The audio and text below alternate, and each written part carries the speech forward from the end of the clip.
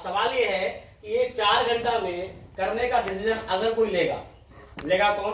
जैसे कोई 60 साल का बुढ़वा लेगा, कोई 40 साल का बुढ़ा लेगा, कोई 30 साल का बुढ़ा लेगा, कोई 20 साल का लड़का लेगा और कोई 15 साल का लड़का लेगा। पता है सबसे एक्सपर्ट तरीका से, सबसे फास्ट तरीका से जल्द रॉयल्टी और टेक्निकल कौन जाएगा? 15। युवा कौन है? युवा कौन है? अभी जो फिल्म लगी हुई थी ना पठान, पता है इसको कौन हिट किया? शाहरुख खान की जो फिल्म थी ना मेरे भाई, हिट करने वाला युवा जो था ना वो 15 साल और 16 साल का लड़का सब था। ताजा जो निकला, इकोनॉमी जो निकला, तो बताया जा रहा था इकोनॉमी में कि ज्यादातर जो लोग थे, 60% जो लोग थे, 60% जो मतलब युवा थे, वो युवा थे 15 साल, 16 साल, 18 साल, 20 साल, 25 साल के अंदर तक। इसके खून में ब्लड बहुत तगड़ा, बहुत ब्लड होता है मेरे भाई। इसीलिए इस पद, इतने उम्र का लड़का हिंदुस्तान का प्रधानमंत्री नहीं बन सकता है, इतने उम्र का लड़का हिंदुस्तान का राष्ट्रपति नहीं बन सकता है।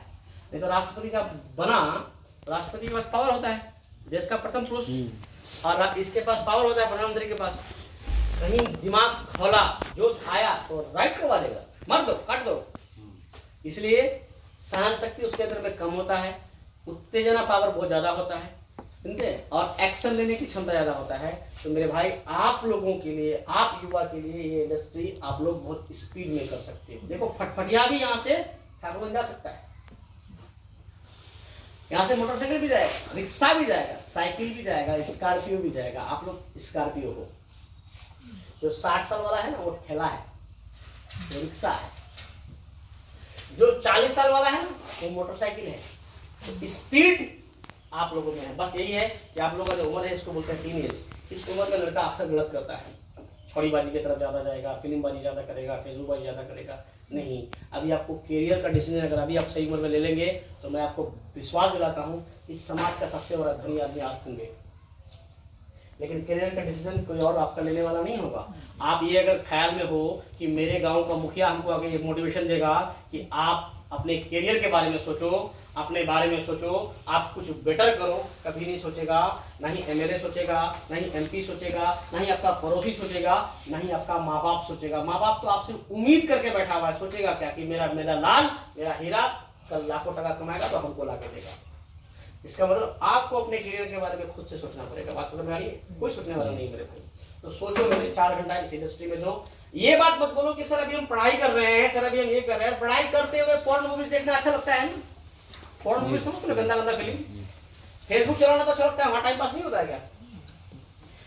पढ़ाई करते हुए व्हाट्सएप चलाते हो तो वहां टाइम पास नहीं होता है क्या? तो पढ़ाई करते हुए इस 4 घंटा में सीखने की नियत से अगर दोगे तो क्या दिक्कत है? सीखे क्या? हम कुछ नहीं किए। 4 साल में हम क्या सीखे पता है? कि नमक तो खाना है, पापा ने बताया नमक खाना है बेटा। क्यों? नमकीन होने के लिए, खोरो होने के लिए। कौन सिखाया? माँ बाप, परिवार, रिश्तेदार, दोस्त यार। लेकिन एक लौती इंडस्ट्री ऐसी है जो माँ और बाप का रोल निभाया। उसने कहा कि नमक तो खाना है लेकिन नमक के साथ एक चीज जोड़ना है, पीपीएम।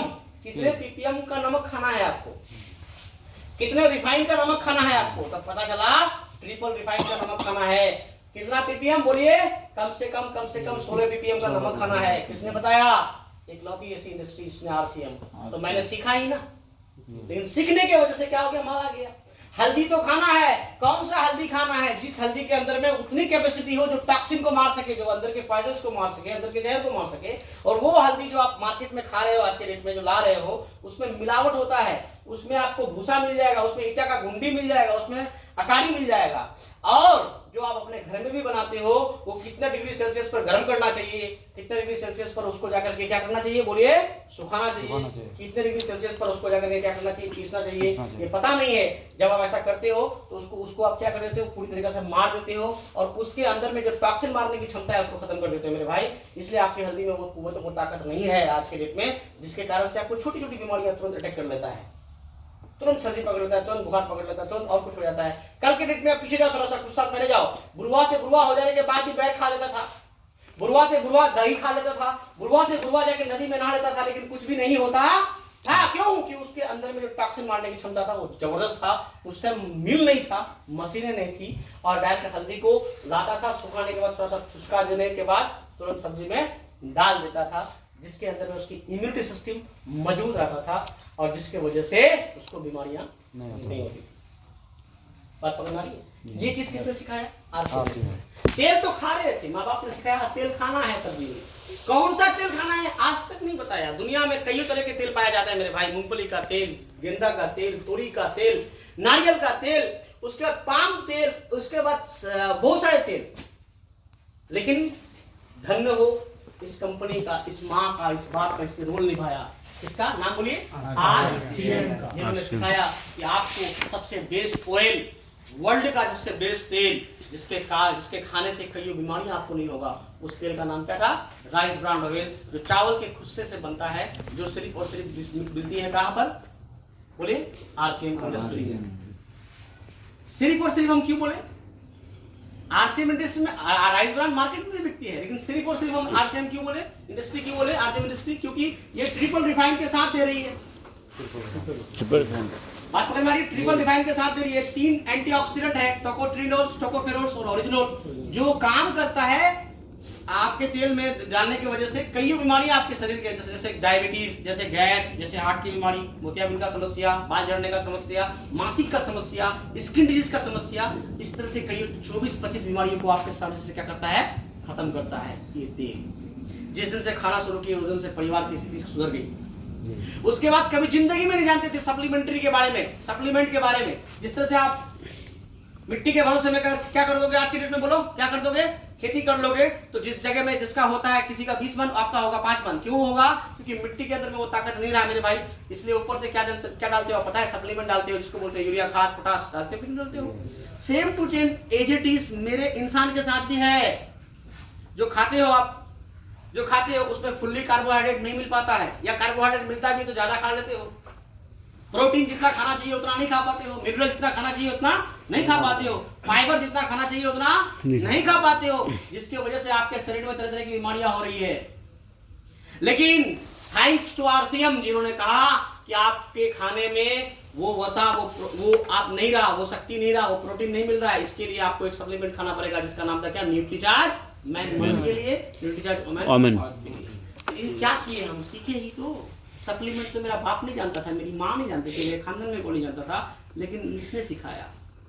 यार कभी जिंदगी में कोट पहनने के बारे में, हम लोग जो कोट पहनते थे मेरे भाई, तो हम लोग कोट कहां पहनते थे? किसी प्रोग्राम में जाने के लिए। आज कोट हम लोग का फैशन नहीं, कंटिन्यू कंसिस्टेंसी के साथ जब से आरसीएम इंडस्ट्री में आए 4 साल से कंटिन्यू पहनते हैं मेरे भाई। अब एक जोड़ा कोट सिलाने की औकात नहीं होता था, आज मेरे पास 6 से 7 जोड़ा कोट है। एक जोड़ा शू खरीदने का औकात नहीं होता था, आज मेरे पास लगभग 4 से 5 जोड़ा शू है। मैं आपको बताता हूं, मैं पैंट, फॉर्मल पैंट हम पहनते ही नहीं थे, नफरत थी मुझे इससे। मैं जींस पैंट पहना करता था, स्पोर्ट्स शू पहना करते थे। लेकिन थैंक्स टू आरसीएम, इन्होंने बताया कि हिंदुस्तान में जो 10% आदमी है, जो अमीर लोग हैं, आप उसको देखो, रिसर्च करो उसके ऊपर, वो ज्यादातर लोग आपको फॉर्मल पैंट पहनते हुए मिलेंगे। आज देख लो आप, सही बात है। यूपीएससी पदाधिकारी, आईएएस ऑफिसर या मेडिकल का डॉक्टर, उसको कभी जिंदगी में आप पाओगे जींस पैंट पहनते हुए? नहीं पाओगे। उसको फॉर्मल पहनने पाओगे।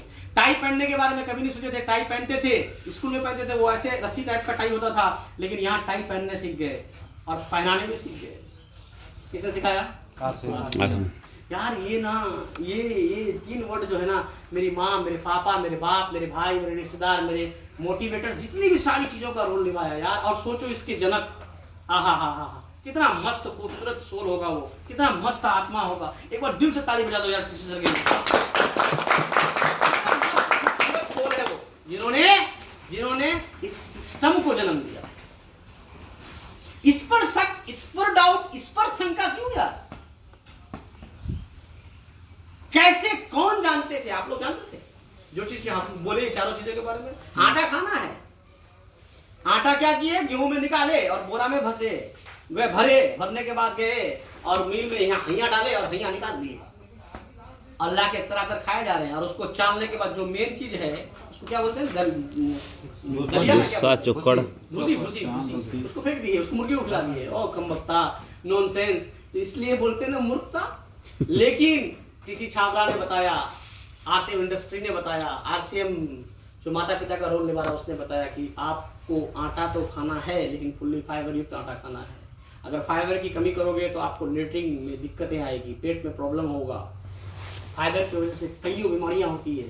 तो बीमारी का आप क्या करोगे? पैदावार कर दोगे अपने शरीर के अंदर में। आटा खाना है, लेकिन आटा कौन सा खाना है? फुल्ली फाइबर युक्त। जब आप भिलौड़ा जाओगे तो गेहूं यहाँ गिरता है तो 1.5 किलोमीटर दूर में जाके आटा निकलता है मेरे भाई। अगर उसको कमाना होता तो यहाँ निकाल के, यहाँ डाल के, यहाँ निकाल के बेचना शुरू कर देता।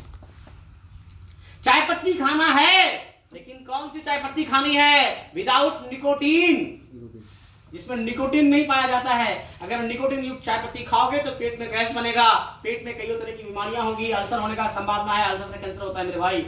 लेकिन आरसीएम इंडस्ट्री ने सिखाया क्या? चाय पत्ती खाओ तो विदाउट निकोटीन। किसके बारे में बोलूं? ये सब करने की वजह से, ये सब सीखने की वजह से मेरे पास लाखों टका आ गया, हमारी जिंदगी बदल गई, हमारा भविष्य बदल गया, हमें रास्ता मिल गया। अच्छा एक बात ईमानदारी से बताओ, मेरे आईडी पर पिन शो कर रहा है पर्ल का, किसका? पर्ल का। आप ईमानदारी से बताओ, मेरे आईडी पर पिन शो कर रहा है पर्ल का। बाय सपोज दैट हम अभी मर जाए, मेरी टीम में लोगों, टोटल लोगों की संख्या है 17,000, कितना? 17,000 या 17,000 लोग भी मर जाएगा? नहीं मरेगा। पर्ल बनने के लिए लगभग बिजनेस चाहिए 12 लाख 10 लाख का। तो 10 लाख का बिजनेस, इसका मतलब किसी का कोई 4 लाख का टर्नओवर कर रहा है, कोई 3 लाख का टर्नओवर कर रहा है, कोई 5 लाख का टर्नओवर कर रहा है, तो वो उसको बिजनेस बुरी तरीके से सिखा चुका हूँ, वो भी सीख चुका है। तो क्या लगता है वो इंडस्ट्री को छोड़ देगा? तो जैसे हम मरे तो मेरी पत्नी या मेरा बेटा कोई ना कोई उस आईडी में खरीदारी करना शुरू करेगा, तो क्या हो गया बोलो? क्या हो गया बोलो? मेरा बेटा या मेरी पत्नी को बिगिनर बनना पड़ेगा? डायरेक्ट कहाँ से? टेक्निकल से। डायरेक्ट कहाँ से? पढ़ने से। ये चीज देता है आरसीएम इंडस्ट्री में भाई, ये दे रहा है आपको। आप आईएएस ऑफिसर बन जाओ पढ़ लिख करके, आप आईपीएस ऑफिसर बन जाओ पढ़ लिख करके, एक अच्छा डॉक्टर बन जाओ पढ़ लिख करके। क्या लगता है आप डॉक्टर बनने के बाद अपनी वो डिग्री, अपनी वो चीज, कुव्वत, अपनी वो ताकत अपने बेटे को दे पाओगे, ट्रांसप्लांट कर पाओगे? नहीं। जब सब डॉक्टर था उसके बाद जैसे वो मरा, खेल खत्म। लेकिन ये इंडस्ट्री आपको कहता है कि नहीं, आप जहां से हो वहां से आपका बेटा है, वहां से आपकी पत्नी है, वहां से आपका हो सकता है पोता है। ये है इस इंडस्ट्री में मेरे भाई। तो क्या करेंगे? दिल से hello. Yes sir, yes sir. काट दीजिए सर। Thank you.